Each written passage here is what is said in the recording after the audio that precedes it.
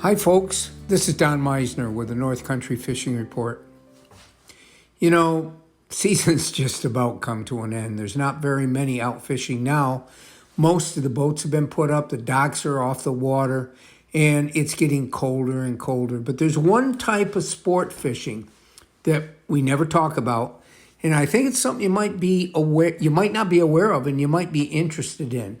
In our region, in St. Lawrence County, those lakes that have a population of lake trout are not only open to ice fishing, but lake trout season is open all year.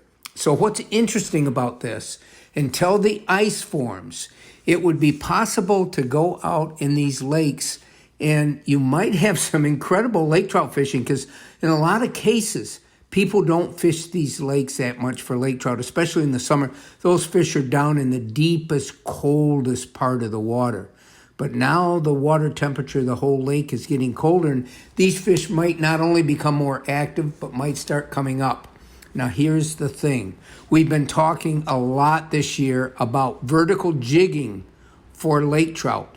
In the past, you had to go and troll, and if you didn't have ways of getting your bait way down deep, then you probably didn't have very good luck.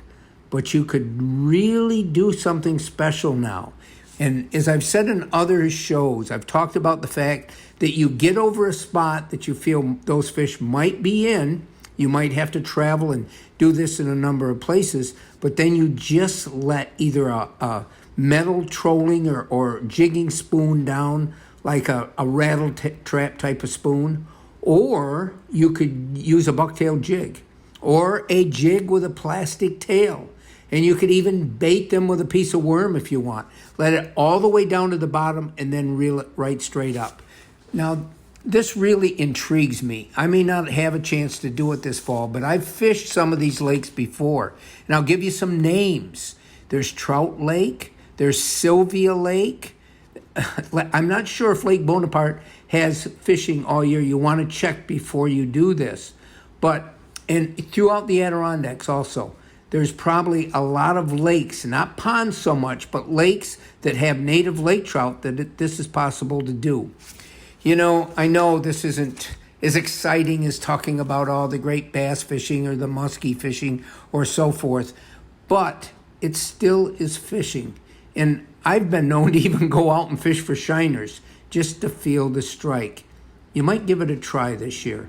Until next time, folks, this is Don Meisner with the North Country Fishing Report.